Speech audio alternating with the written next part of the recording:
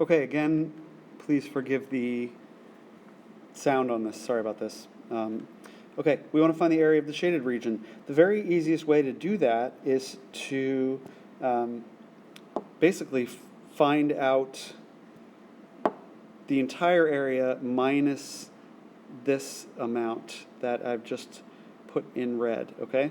So if you see this spot right here, what does that measure? Because you're basically going to take the entire amount and subtract away that. Well, if I was to write here what it measures, it's actually, you can see 5 meters is this. Okay, and what is this? This is 10 meters across. So we've got a 5 meter by 10 meter chunk out of this. Okay, so what about the entire thing?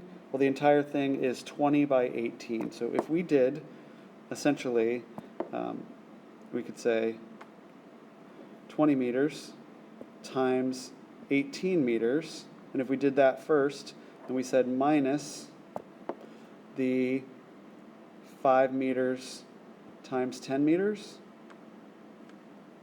then what we're going to get there is 360 meters squared minus 50 meters squared. And when we subtract those, we get 310 meters squared for the area of the shaded figure. That's it.